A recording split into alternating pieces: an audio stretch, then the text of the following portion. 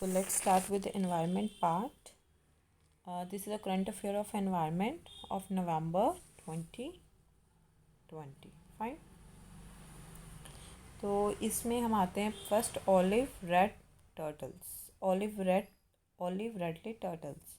इसमें क्या है, उड़ीसा गवर्नमेंट, ये क्यों फिर से न्यूज़ में आया, उड़ीसा गवर्नमेंट ने wild life institute of India को रिक्वेस्ट की है कि वो एक बार फिर से फ्रेश स्टडी करे इसके मूवमेंट्स को लेकर, ऑलिव रेडली सी टर्टल्स की मूवमेंट को लेकर, ताकि उनकी जो उड़ीसा गवर्नमेंट की जो कंजर्वेशन एफर्ट्स हैं वो फिर से वो रीन्यू कर सकें. राइट. तो उन्होंने रिक्वेस्ट की है wild life institute of India को, वो अपनी दोबारा से फिर से एक स्टडी दोबारा स्टार्ट करें, कंडक्ट कराएं, वो ये आइडेंटिफाई करने के लिए कि इनकी मूवमेंट्स कैसे है, the movement of olive ridley turtles. Fine. तो अभी इसके बारे में पता करते हैं.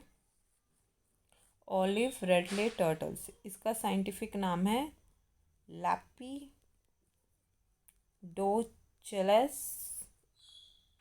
ओलिवेशिया. Fine. This is a scientific name. Common name है ऑलिव रेडले या पैसिफिक रेडले. फाइन. तो इनकी हैबिटेट कहाँ पर है, ये इम्पोर्टेंट है. Warm waters of the Pacific, Atlantic and Indian Ocean. ठीक है. तो इसका जो हैबिटेट है ऑलिव रेडले टर्टल्स का, वो है वार्म वाटर्स, किसका, पैसिफिक का, एटलांटिक का एंड इंडियन ओशन का. फाइन. ये अपनी सारी लाइफ ओशन में स्पेंड करते हैं और ये बहुत किलोमीटर्स माइग्रेट करते हैं, क्योंकि इनके फीडिंग एंड मीटिंग ग्राउंड्स दोनों अलग अलग हैं. तो इनके बीच में वो थाउजेंड्स ऑफ किलोमीटर्स वो ट्रैवल कर रहे हैं. अब एक टर्म है अरीबाड़ा. ये क्या है, basically this is a mass nesting. Fine. ये अपने कज़न्स के साथ मिलकर, मतलब उनके जैसे होंगे तो उन्हें कज़न कह दिया, कैम्प्स रिडले टर्टल. फाइन. ये ऑलिव रेडले टर्टल और कैम्प्स रिडले टर्टल, ये किसके लिए जाने जाते हैं, ये यूनिक मास नेस्टिंग के लिए जाने जाते हैं, जिसे हम अरीबाड़ा कहते हैं. अरीबाड़ा बेसिकली क्या होता है, थाउजेंड्स ऑफ फीमेल्स इकट्ठी मिल जाती हैं on the same beach to lay eggs, उसे कहते हैं अरीबाड़ा. फाइन. जो उड़ीसा की कोस्ट है, ये लार्जेस्ट मास नेस्टिंग साइट है किसके लिए, for olive ridley, followed by, अब उसके बाद किसकी आती है उड़ीसा के बाद, Mexico and Costa Rica. Fine. तो यूजली जो ऑलिव रेडले हैं वो नेस्ट करना पसंद करते हैं रात को, इन द डार्कनेस, यहाँ अंधेरा हो. ठीक है. कभी कभी डिलीवरी टाइम के प्रेशर की वजह से वो डे टाइम में भी नेस्ट कर लेते हैं. और इनकी रेड लिस्ट स्टेटस में, ये IUCN के रेड लिस्ट स्टेटस में ये वल्नरेबल हैं. फाइन. फटाफट इसे रैप अप करते हैं. उड़ीसा गवर्नमेंट ने WII को रिक्वेस्ट किया कि आप प्लीज़ एक दोबारा से स्टडी कंडक्ट कराइए इसके मूवमेंट्स को लेकर, ऑलिव रेडले टर्टल सी टर्टल्स को, ताकि वो अपने कंजर्वेशन एफर्ट्स को रीन्यू कर सकें. अब ऑलिव रेडले टर्टल्स का साइंटिफिक नाम क्या है, उनका साइंटिफिक नाम है लैपिडोचेलस ओलिवेशिया. फाइन. और इसका कॉमन नेम ऑलिव रेडले है या पैसिफिक रेडले है. अब ये कहाँ रहते हैं, इनके हैबिटेट ये इंपॉर्टेंट है. ये warm waters of Pacific, Atlantic and Indian oceans. Fine. और ये बहुत सारे किलोमीटर्स ट्रैवल कर आते हैं मीटिंग करने के लिए, मतलब feeding and meeting. Fine. Both are different. Fine. जहाँ जो एग ले करते हैं वो, ये बहुत फ़र्क है. Fine. Feeding and meeting both are different. तो basically between the feeding and meeting grounds. Fine. जहाँ इन्होंने मीटिंग की होती है और जो देने आते हैं, बोथ आर डिफरेंट. अरीबाड़ा हो गया, ये हो गया. फाइन. तो इसे wrap up, warm water, Pacific, Atlantic and Indonesia. अरीबाड़ा बता दिया है. दिस इज़ अरीबाड़ा बेसिकली क्या है, ये बेसिकली यूनिक मास नेस्टिंग है. ठीक है ना. और इसमें क्या है, बहुत सारे थाउजेंड्स ऑफ फीमेल्स एक जगह इकट्ठी हो जाती हैं on the same beach to lay the eggs. Fine. आगे हम चलते हैं. आगे है वाइल्ड लाइफ, जिसके बीच में मेंशन किया, जिनको इन्होंने रिक्वेस्ट की है, wild life institute of India. इसके बारे में थोड़ा पढ़ लेते हैं. बेसिकली ये एक ऑटोनोमस इंस्टीट्यूशन है, किसके अंडर है, ministry of environment, forest and climate change के अंडर है. और इसका हेड क्वार्टर कहाँ पर है, चंद्रबानी देहरादून में इसका हेड क्वार्टर है.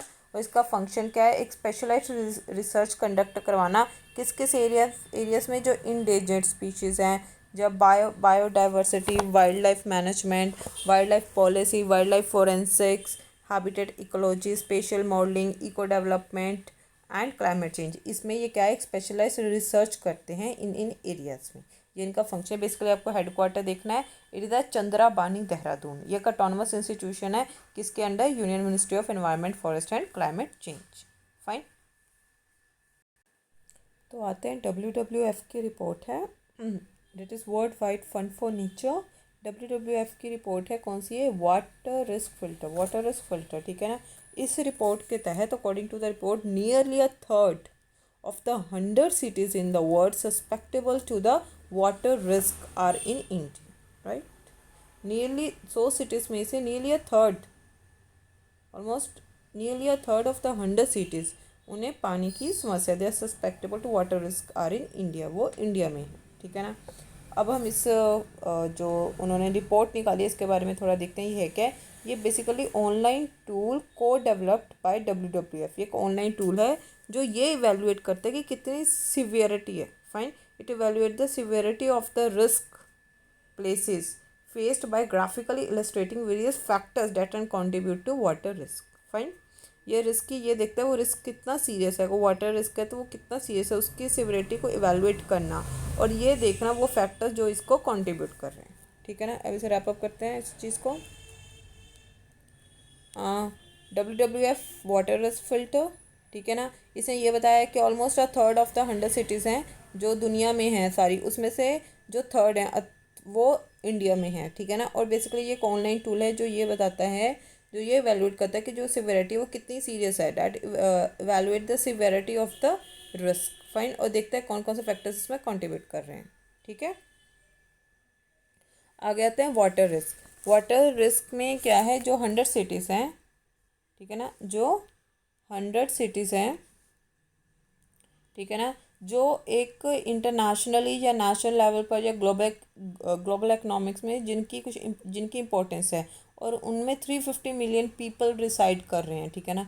उन्हें बहुत बड़ी समस्या आ सकती है, set to face the greatest, उन्हें इतनी समस्या आएगी, greatest rise in water risk by 2050 तक। फाइन। तो ग्लोबल लिस्ट में कौन कौन सी हैं, इसमें इजिप्ट की है, कौन सी, Alexandria. Egypt, Alexandria tops the list, Egypt, Alexandria. उसके बाद मक्का इन सऊदी अरेबिया। उसके बाद China, Tangshan. Saudi Arabia, Dammam and Riyadh. China counts for almost half the cities. अब इंडिया की सिटीज़ देख लेते हैं जो इंपॉर्टेंट है। India has 30 cities in the list और टॉप किसने किया है, जयपुर ने, वो 45th पोजीशन पर है, right. Top the list of Indian cities. उसके बाद इंदौर 75th में। उसके बाद Thane, Bombay, Kolkata and Delhi also featured on the list. Fine. अब आते हैं, हमें रैप अप कर लेते हैं। ग्लोबल लिस्ट कौन सी है, इजिप्ट की अलेक्जेंड्रिया ने टॉप किया है। इंडिया में से जयपुर ने टॉप किया है, 45th पोजीशन पर है, followed by Indore 75th and then Thane. World इसमें जिसने ये निकाली है, तो basically world wide fund for nature के बारे में थोड़ा जानते हैं। World wide fund for nature ये एक इंटरनेशनल एनजीओ है, इंटरनेशनल नॉन गवर्नमेंटल ऑर्गेनाइजेशन है जो वाइल्ड लाइफ प्रिजर्वेशन में काम करता है और ह्यूमन इम्पैक्ट का उसका वो चाहता है कि reduction of human impact on the environment, ठीक है ना। तो बेसिकली जो मतलब प्रिजर्व करना और ह्यूमन से बचाना, लाइक उनका इम्पैक्ट कम हो एनवायरनमेंट पर। फाइन। तो world wide fund for nature ये कब फाउंड हुआ, ये 1961 में फाउंड हुआ। इसका हेडक्वार्टर कहाँ पर है, ग्लैंड, स्विट्ज़रलैंड। फाइन। और ये एम क्या है इसका, to stop the degradation of planet's natural environment, उसकी डिग्रेडेशन को रोकना।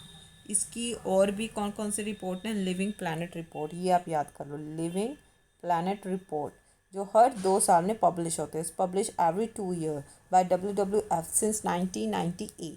It is based on the Living Planet Index and Ecological Footprint Calculation। ये इन दोनों पर बेस होती है। Fine. Now it has launch, इसने बहुत सारे वर्ल्ड वाइड कैंपेन्स भी लॉन्च किए हैं, ये भी बहुत इंपॉर्टेंट है। अर्थार पर भी कई बार लाइक क्वेश्चन आया भी हुआ है। Earth Hour, debt for nature swap, debt for nature swap, ये इनके वर्ल्ड वाइड कैंपेन्स हैं, लाइक अर्थ आर और कौन सा है, डेट फॉर नेचर स्वैप। और इनका आजकल जो करंट काम है ये ऑर्गेनाइज हो रहा है 6 एरियाज़ में, like food, climate, fresh water, wild life, forests and oceans. फटाफट हम इसे रैप अप करते हैं।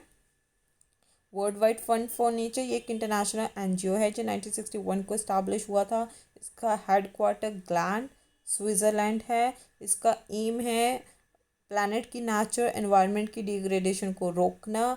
इसकी एक जो और रिपोर्ट है उसका नाम है living planet report. Living planet report इसकी और एक है, ठीक है ना, लिविंग प्लैनेट रिपोर्ट जो हर 2 साल में पब्लिश होती है। 1998 से पब्लिश होती आ रही है, जी किस पर बेस है, living planet index and ecological footprint calculation पर।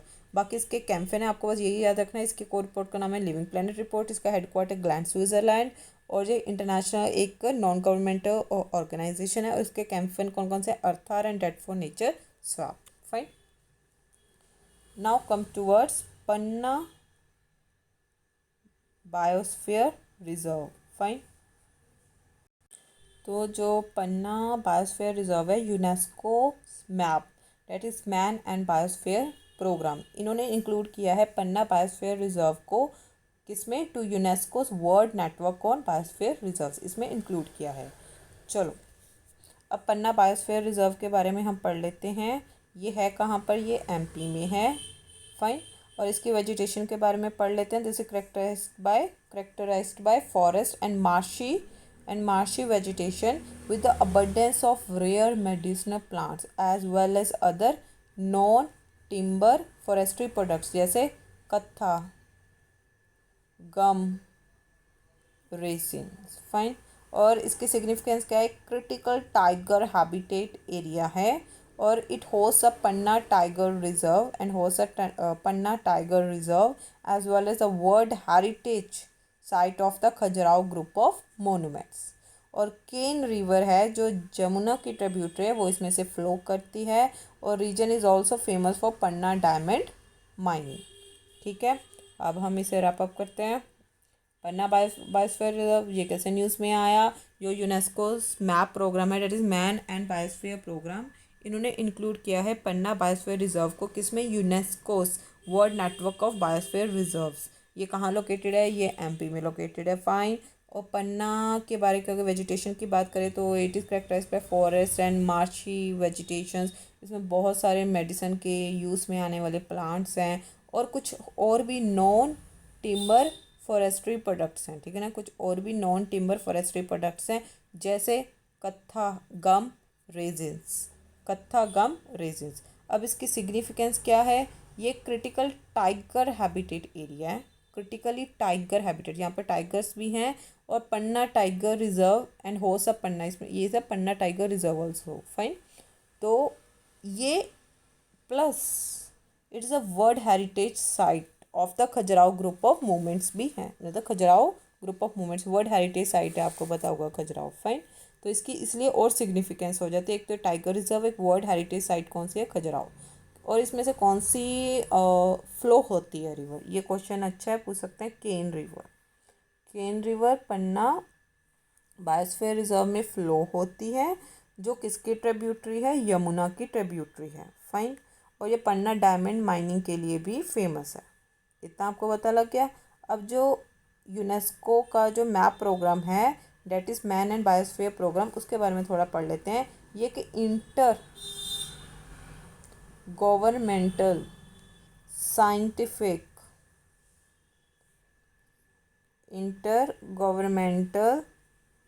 साइंटिफिक प्रोग्राम है जो लॉन्च किया है बाय द यूनेस्को। और इसका पर्पस क्या है, to establish a scientific basis, ताकि रिलेशनशिप को वो बढ़ा सकें एक पीपल और एक एनवायरनमेंट के बीच में, लोगों और एनवायरनमेंट के बीच का जो रिलेशनशिप है उसको बढ़ाने के लिए एक साइंटिफिक बेसिस इस्टाब्लिश करना, उसे मैप प्रोग्राम का ही यही उनका पर्पस है, यही उनका एम है। ये बेस, और ये कब लॉन्च की गई थी, 1971 में ये लॉन्च की गई थी। इसके तहत, इसी प्रोग्राम के तहत यूनेस्को ने इस्टाब्लिश किया world network of biosphere reserves, उसी में पन्ना बायोस्फीयर रिजर्व को इंक्लूड किया गया है। फाइन, और biosphere reserves are nominated by national government ही इसे नॉमिनेट करती है बायोस्फीयर रिजर्व को कि आप इसको इंक्लूड करो, ये वो।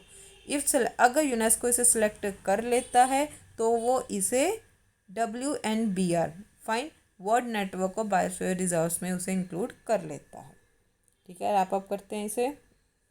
Map programme, first of all MAB के पहले पन्ना हो गया, फाइन। मैप ये एक इंटर गवर्नमेंटल साइंटिफिक प्रोग्राम है, यूनेस्को का है। ये एक साइंटिफिक बेसिस इस्टेब्लिश करना ताकि लोगों को और एनवायरनमेंट के बीच का रिलेशन और ज़्यादा बढ़ सके। ये 1971 में लॉन्च किया गया था, फाइन। ये यूनेस्को इसी प्रोग्राम के तहत यूनेस्को ने इस्टेब्लिश किया, क्या इस्टेब्लिश किया? World network of biosphere reserves. ठीक है ना, world network of biosphere reserve इसी प्रोग्राम के अंडर यूनेस्को ने ये इस्टेब्लिश किया। और बेसिकली बायोस्फीयर रिजर्व पहले हमारी जो नेशनल गवर्नमेंट है, लाइक इंडिया है, तो पढ़ना है, तो इंडिया ने इसे नॉमिनेट किया था, तो यूनेस्को ने इसे एक्सेप्ट कर लिया और इसने इसे WNBR में इंक्लूड कर लिया, world network of biosphere reserve में, फाइन। तो आगे आते हैं, इंडिया के ऐसे कितने बायोस्फीयर रिजर्व हैं?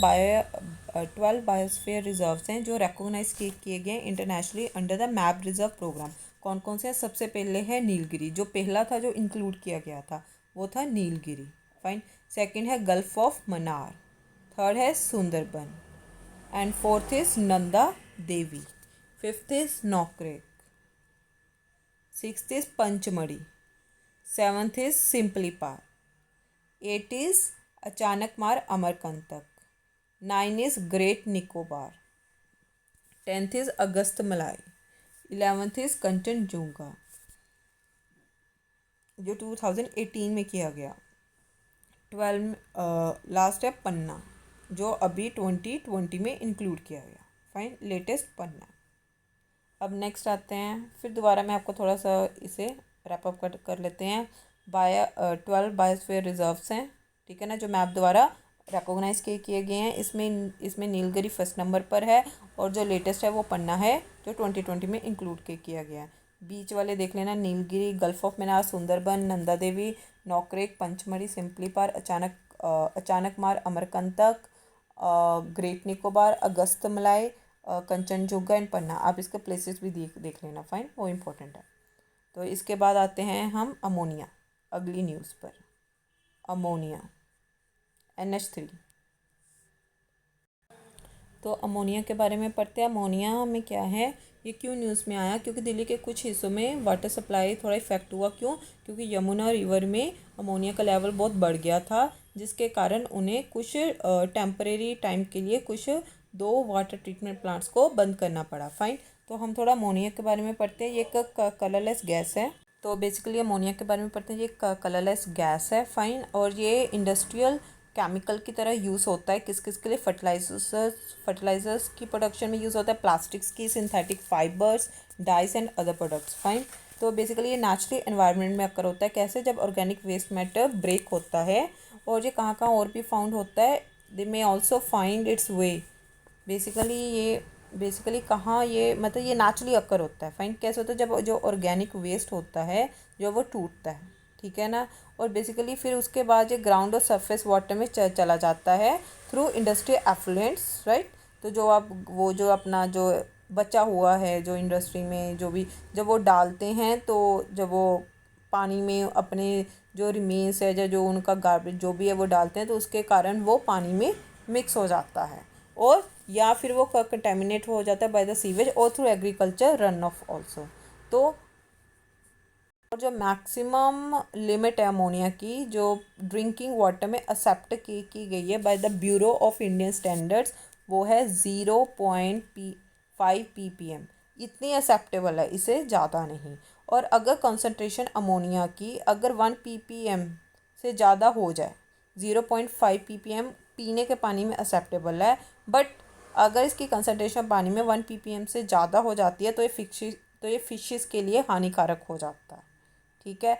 और इंसानों की अगर बात करें तो जो अगर वो ये पानी पीते हैं 1 ppm वाला या इससे ज़्यादा, तो उनके इंटरनल ऑर्गन्स डैमेज होना शुरू हो जाते हैं। That will be a cause of damage to the internal organs. अब इसका ट्रीटमेंट क्या है? या तो बेसिकली इसका ट्रीटमेंट क्या है? Mixing of fresh water with ammonia polluted water, या फिर आप गाइडलाइंस को स्ट्रिक्टली उसे इम्प्लीमेंट करो against dumping harmful waste into the water. और ये श्योर करो कि अनट्रीटेड सीवेज, अगर आपने उसे ट्रीट नहीं किया, उसे पानी में आपको नहीं एंटर होने देना। और आप क्या करो, एक इकोलॉजिकल फ्लो को maintain a sustainable minimum flow call the ecological flow. Ecological flow होता क्या है? This is a minimum amount of water that should flow throughout the river at all times to sustain the underwater, right. Ecological flow होता है इतना minimum amount of water that should flow, एक दरिया में इतना पानी मतलब होना चाहिए एट ऑल टाइम ताकि वो अंडर वाटर को सस्टेन कर सके, and estuarine ecosystems and human livelihoods and for self regulation. अब हम आते हैं यमुना रिवर के ऊपर। ये सेकंड लार्जेस्ट ट्रिब्यूटरी है किसकी? गंगा की, and the longest tributary in India, सबसे लंबी ट्रिब्यूटरी है किसकी? ट्रिब्यूटरी है गंगा की, और लॉन्गेस्ट ट्रिब्यूटरी है इंडिया की। फाइन, गंगा की जो सेकंड लार्जेस्ट ट्रिब्यूटरी है, fine, it is the second largest tributary river of the Ganga and the longest tributary, ठीक है ना। सबसे बड़ी लॉन्गेस्ट ट्रिब्यूटरी कौन सी है इंडिया की? वो है यमुना। और ये ओरिजिनेट कहाँ से होती है? यमुनोत्री ग्लेशियर से ओरिजिनेट होती है, उत्तराखंड से, बाद में प्रयागराज में गंगा के साथ जाकर मिल जाती है। ये कहाँ कहाँ से फ़्लो होती है? जैसे हमने गंगा का पढ़ा था 11 स्टेट से फ़्लो होती है। ये देखो कहाँ से होती है? UK, Uttarakhand, Himachal Pradesh, UP, Haryana, Delhi. Count कर लो 1 2 3 4 5, ये 5 से स्टेट से निकलती है। उत्तराखंड से निकलती है, हिमाचल प्रदेश से निकलती है, यूपी से निकलती है, हरियाणा से निकलती है और दिल्ली से निकलती है, ठीक है। और इसमें कौन कौन से इंपॉर्टेंट डैम बने हैं? उत्तराखंड में इसके ऊपर इंपॉर्टेंट डैम बना है लखवर व्यासी डैम, लखवर व्यासी डैम वो उत्तराखंड में बना है। ताजे वाला बैरेज डैम ये हरियाणा में बना है, ठीक है ना। और इसकी ट्रिब्यूटरीज कौन कौन सी है? चंबल, सिंध, बेटवा, केन, चंबल, सिंध, बेटवा, केन, ये इसकी इंपॉर्टेंट ट्रिब्यूटरीज हैं। चलो फटाफट रैप अप करते हैं। और बेसिकली यमुना रिवर के बारे में, ये सेकंड लार्जेस्ट ट्रिब्यूटरी है गंगा रिवर की, और सबसे लॉन्गेस्ट ट्रिब्यूटरी है इंडिया में। ये यमुनोत्री ग्लेशियर उत्तराखंड से ओरिजिनेट होती है, गंगा में ये कब मिक्स होती है? प्रयागराज में जाकर। ये कहाँ कहाँ फ़्लो करती है? ये फ़्लो करती है उत्तराखंड में फ़्लो करती है, हिमाचल प्रदेश में करती है, यूपी में करती है, हरियाणा में एंड दिल्ली में, ठीक है ना। 5 स्टेट्स में ये पास होती है। इसमें डैम अगर देखा जाए तो उत्तराखंड में जब ये फ़्लो होती है उसके ऊपर कौन सा डैम बना हुआ है? लखवर व्यासी डैम बना हुआ है। और हरियाणा में कौन सा बना हुआ है? ताजे वाला बैरेज डैम, ताजे वाला बैरेज, BARRAGE, ताजे वाला बैरेज डैम। उसकी ट्रिब्यूटरीज कौन कौन सी है? चंबल, सिंध, बेटवा, केन। अब आप देखो जहाँ जहाँ वो फ़्लो करती है तो उसका अगर आपको एग्ज़ाम दे रहे हो स्टेट का तो आपको कहीं ना कहीं उसके बारे में पढ़ना होगा। वही यमुना हरियाणा से फ़्लो करती है तो हरियाणा जो तैयारी कर रहे हैं तो उन्हें यमुना के बारे में भी पढ़ना होगा। यूपी की कर रहे हैं, हिमाचल प्रदेश की कर रहे हो या उत्तराखंड की कर रहे हो, ठीक है ना। तो इंपॉर्टेंट ट्रिब्यूटरीज कौन सी है? चंबल, सिंध, बेटवा, केन। फाइन, अब हम अपने नेक्स्ट न्यूज़ में आते हैं। अभी अभी इंडियन इंस्टीट्यूट ऑफ साइंस जो बेंगलोर में, उन्होंने कहा है कि एक टीनी टार्डिग्रेड जो होते हैं वो सर्वाइव कर सकते हैं बहुत ज़्यादा इंटेंस अल्ट्रावायलेट रेडिएशन में भी 1 घंटे के लिए, by glowing in the dark. Fine, तो अब इसके बारे में पढ़ते हैं। Paramacrobiotus, fine, Paramacrobiotus BLR strain, it has a protective fluorescent shield. इसके प्रोटेक्टिव फ्लोरेसेंट शील्ड होती है जिसके कारण ये इतनी हार्मफुल रेडिएशन में भी सर्वाइव कर जाते हैं for a hour. Paramacrobiotus BLR strain has a protective fluorescent shield, ठीक है ना। जो एनिमल्स के पास जो फ्लोरेसेंट कोट होता है वो ज़्यादा सर्वाइव करते हैं ज़्यादा टाइम तक then the one who don't have. Fine,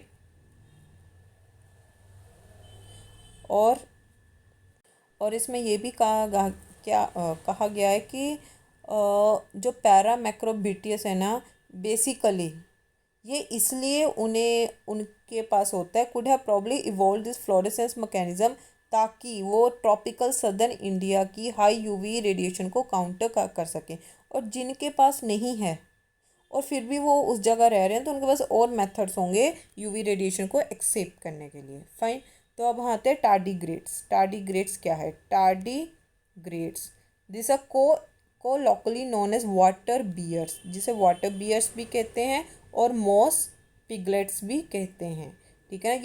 ये क्या, where are they are the phylum of water dwelling 8 legged segmented micro animals. Fine, ये कहाँ कहाँ होते हैं? ये हर जगह होते हैं। माउंटेन टॉप से लेकर डीप सी और मड वोल्केनोस तक होते हैं। ट्रॉपिकल रेन फॉरेस्ट से लेकर एंटार्क्टिक तक होते हैं। ये टार्डीग्रेड्स सबसे रेजिलेंट एनिमल है जितना पता है हमें। ये वो इंडिविजुअल स्पीशीज़ है जो एक्सट्रीम कंडीशंस में भी सर्वाइव कर सकते हैं। They have survived exposure, even outer space का एक्सपोजर भी इन्होंने सर्वाइव किया हुआ है टार्डीग्रेड्स ने। तो इनकी थोड़ी फिजिकल डिस्क्रिप्शन जानते हैं। They are usually 0.55 mm 0.02 inch long है। फाइन, जब ये पूरा ग्रो हो जाता है। और इनकी बहुत they are short and plump with the 4 pairs of legs each ending in claws, usually 4 to 8 और सकिंग डिस्क। इनकी डाइट क्या है? Tardigrades basically they are more prevalent, they are prevalent in mosses and lichens. और ये feed किस किस के ऊपर करते हैं? Plant cells, algae and small invertebrates. Basically ये माइक्रोस्कोपिक होते हैं, मल्टी सेलुलर होते हैं and one of the most durable forms of life on planet earth. Fine, अब हम आते हैं अगली न्यूज़ पर, project lion. They have the proposal identify 6 relocation sites. इन्होंने 6 रीलोकेशन साइट्स को आइडेंटिफाई किया। They have a proposal to identify and identify the 6 relocation sites. तो हम अपनी न्यूज़ पर आते हैं, प्रोजेक्ट लाइन। और basically wildlife institute of India along with Gujarat forest department, इन्होंने मिलकर इन्होंने 6 न्यू रीलोकेशन साइट्स को आइडेंटिफाई किया है। फाइन, किसको छोड़कर? Apart from the Kuno Palpur wildlife sanctuary under the project lion. Basically programme है क्या प्रोजेक्ट लाइन? बेसिकली हमारी गवर्नमेंट ने इस प्रोग्राम को लॉन्च किया है एशियाटिक लॉयंस की कंजर्वेशन के लिए। फाइन, और आपको भी पता है एशियाटिक लॉयन गुजरात में है, ठीक है ना। ये बेसिकली क्या क्या फोकस करता है? Habitat development, engaging technologies in lion management, addressing the issues of disease in lions as well as addressing the human wildlife conflict. Fine. Basically Gujarat में आपको पता है कि गिर में एशियाटिक लॉयंस हैं, ठीक है ना। उनकी जेनेटिक डाइवर्सिटी बहुत कम है। ये बेसिकली प्रोग्राम ही एशियाटिक लॉयंस की कंजर्वेशन के लिए है। और जो एशियाटिक लॉयंस गुजरात में पाए जाते हैं, जो गिर फॉरेस्ट में है ना, वो उसी के लिए जाना जाता है एशियाटिक लॉयन के लिए। तो उनकी जो जेनेटिक डाइवर्सिटी है वो बहुत लो है, ठीक है ना। तो इसीलिए रीलोकेशन करनी क्यों है? इसीलिए करनी है, ठीक है ना। तो इसके कारण उन्हें थ्रेट, अगर कोई एपिडेमिक्स आता है तो उन्हें खतरा है। तो इसलिए वो रीलोकेशन की साइट्स वो देख रहे हैं। तो एक तो apart from the Kuno Palpur wildlife century, उन्होंने 6 न्यू लोकेशन को आइडेंटिफाई किया है। रीलोकेशन को कौन कौन सी किया है वो हम देख लेते हैं। एक माधव नेशनल पार्क जो एमपी में है, एक सीता माता वाइल्ड लाइफ सेंचुरी जो राजस्थान में है, मुकुंदरा हिल टाइगर रिजर्व जो राजस्थान में है, Gandhi Sagar wild life sanctuary ये एमपी में है, कुंभलगढ़ वाइल्ड लाइफ सेंचुरी जो राजस्थान में है, और एक और है Jessore Balram Ambaji wild life sanctuary and adjoining landscape Gujarat. Fine, इसे हम रैप अप करते हैं। प्रोजेक्ट लॉइन में गुजरात की फॉरेस्ट डिपार्टमेंट ने wild life institute of India दोनों ने मिलकर एक 6 और साइट्स निकाली हैं। अपार्ट फ्रॉम कूनो पालपुर तो है, और भी इन्होंने 6 निकाली हैं प्रोजेक्ट लॉइन के तहत। प्रोजेक्ट लॉइन बेसिकली क्यों लॉन्च किया गया था? ताकि एशियाटिक लॉइन को वो कंजर्व कर सके। और इनका और एम क्या है? इनका ताकि उनकी हैबिटेट डेवलपमेंट के लिए और टेक्नोलॉजीज इंगेज की जा सके लॉयन मैनेजमेंट में, और इनकी डिसीज़ देखी जाए कोई इन्हें बीमारी तो नहीं, और ह्यूमन वाइल्ड लाइफ कॉन्फ्लिक्ट को एड्रेस करने के लिए ये क्यों रीलोकेट करना चाहते हैं गिर के एशियाटिक लॉयंस? क्योंकि उनकी जेनेटिक डाइवर्सिटी बहुत कम है और उनकी खतरा है, मतलब सारे वाइप आउट ना हो जाए, ख़त्म ना हो जाए फ्रॉम एपिडेमिक्स। तो 6 न्यू साइट्स कौन कौन सी इन्होंने देखी है? एक है माधव नेशनल पार्क जो एमपी में है, एक सीता माता वाइल्ड लाइफ सेंचुरी राजस्थान में, मुकंदरा हिल टाइगर रिजर्व राजस्थान में है, Gandhi Sagar wild life sanctuary MP में है, Kumbhalgarh wild life sanctuary Rajasthan में है, और एक और साइट है जिसका नाम है Jessore Balram Ambaji wild life sanctuary and adjoining landscape. ये कहाँ पर है? गुजरात में। थोड़ा सा एशियाटिक लॉयन के बारे में। ये गिर नेशनल पार्क में है। दे आर कन्फाइंड टू गिर national park and its surrounding environment in Gujarat Saurashtra district. ठीक है ना, कहाँ पर है ये बेसिकली एशियाटिक लॉयन? गिर नेशनल पार्क में। दे आर कन्फाइंड टू गिर नेशनल पार्क, यहीं पर मिलते हैं, मतलब यहीं पर है इनकी पॉपुलेशन, गिर national park and its surrounding environment. और ये इंडेंजर्ड है, इट इज़ इंडेंजर्ड। और ये शेड्यूल 1 में है, वाइल्ड लाइफ प्रोटेक्शन एक्ट 1972 में ये शेड्यूल 1 में है, और साइट्स में भी ये अपेंडिक्स 1 में है। Fine.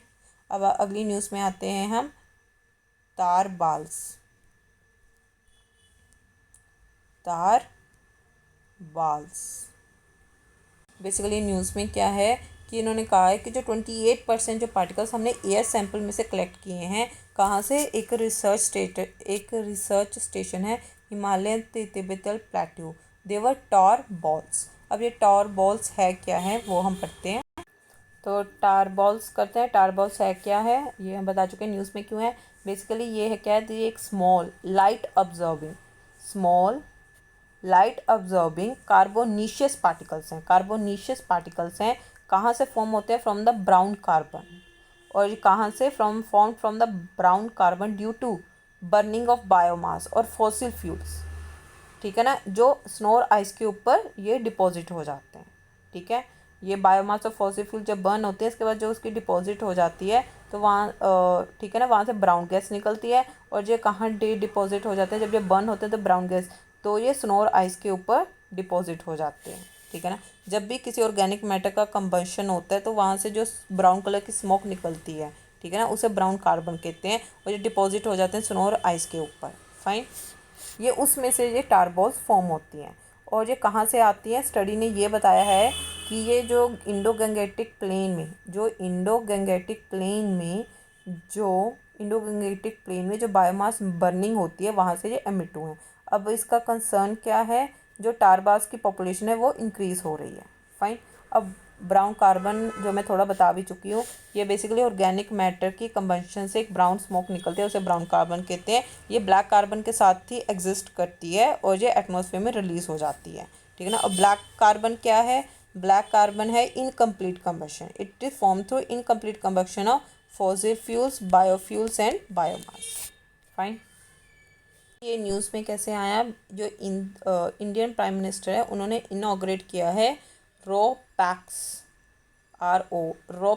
Terminal at Hazira and flag off the ro pax service between the Hazira and Ghogha in Gujarat. Hazira and Ghogha Gujarat के बीच में से उन्होंने एक रो पैक्स सर्विस को लॉन्च किया, मतलब इनॉग्रेट किया। ठीक है ना। अब पक्के टाइगर रिजर्व जिसे हम पाकुई टाइगर रिजर्व भी कहते हैं, ये एक प्रोजेक्ट टाइगर रिजर्व है। Is a project tiger reserve. ये कहाँ पर लोकेटेड है? ये लोकेटेड है अरुणाचल प्रदेश के कामेंग डिस्ट्रिक्ट में, ईस्ट कामेंग डिस्ट्रिक्ट में ये प्रेजेंट है अरुणाचल प्रदेश के। और ये कहाँ फॉल करता है? It falls between the eastern Himalayas biodiversity hotspot. आपको पता है हमारे हॉटस्पॉट, अगर आपने इन्वायरमेंट पढ़ी होगी तो उसमें ईस्टर्न हिमालय भी आता है बायोडाइवर्सिटी हॉटस्पॉट में, ये उसके अंडर लाई करता है। ठीक है ना। और इसकी जो नेबरिंग एरियाज और रिवर्स के बारे में पढ़ें, तो अगर हम इसके नेबरिंग एरियाज और रिवर्स के बारे में पढ़ें, तो इसका जो साउथ और साउथ ईस्ट का जो एरिया है, यहाँ पर नमेरी नेशनल पार्क है। पक्के के इस साइड पर नमेरी नेशनल पार्क है जो असम का है। ठीक है ना। और इसके जो ईस्ट में है, राइट, ये ईस्ट के साइड में है, वो है पक्के रिवर, वहाँ पर पक्के रिवर फ्लो करती है। और इसके जो वेस्ट में है वो क्या है? बारेली और कामेग रिवर है। फाइन। और it is a home to over 2000 species of plants, 300 birds and 40 species of mammals। और कुछ ऐसे इसमें फ्लोरा फोना ऐसे भी हैं जो ग्लोबली थ्रेटेंड हैं, right. And Pakke tiger reserve is one of the last remaining stronghold left for this species. It is known for its amazing sighting of 4 resident hornbill species के लिए। और great hornbill state bird भी है किसका? अरुणाचल प्रदेश का। ठीक है। और ये वल्नरेबल है, अपने IUCN रेड लिस्ट में ये वल्नरेबल है। और कौन कौन से प्रोटेक्टेड एरियाज है अरुणाचल प्रदेश में? अब हम पढ़ते हैं और प्रोटेक्टेड एरियाज जो अरुणाचल प्रदेश में, लाइक तल्ले wild life sanctuary, Talle Wildlife Sanctuary, the Bang Biosphere Reserve, Eagle Nest Wildlife Sanctuary, Namdapha Tiger Reserve, Molling National Park, and Sessa Orchid Sanctuary. Fine. Basically two news mix हो गई थी. Indian prime minister ने inaugurate किया था RoPax terminal eight Hazira और उन्होंने flag किया था रोपैक्स सर्विस राइट. किस किस के बीच में? हज़ीरा और Ghogha. Basically it act as a gateway to the south Gujarat and Saurashtra region. तो ये अलग है, ये उनके बेनिफिट्स हैं. पक्के टाइगर रिजर्व हमने अलग से किया तो उनका कोई कनेक्शन नहीं है. फाइन. तो move towards next. Rescued exotic animals. अभी अभी सिक्स ब्लू और हाइसरसिंथ मैकाउस एंड 2 कैपुचिन मॉन्कीज को रिलीज़ किया गया. कहाँ?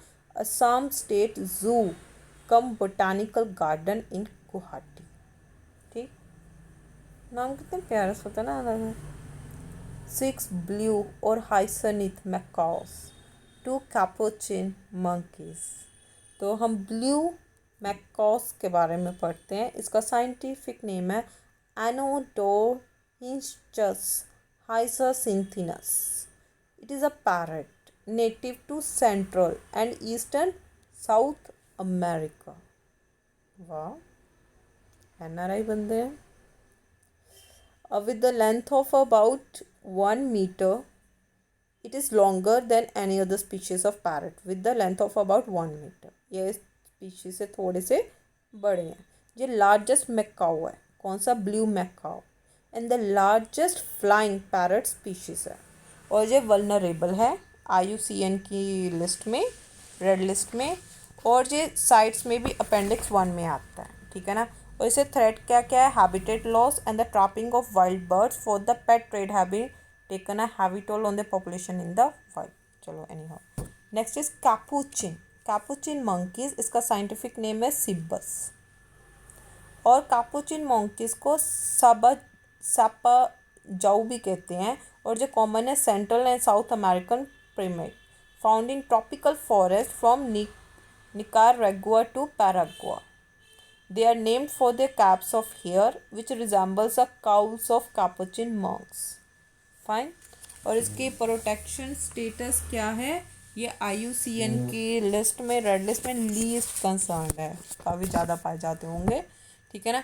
अब जहाँ पे ये रिलीज़ किए गए हैं असम स्टेट जू कम बोटानिकल गार्डन में. ये कब इस्टेब्लिश हुआ था? 1957 में इस्टेब्लिश हुआ था गुवाहाटी ज़ू.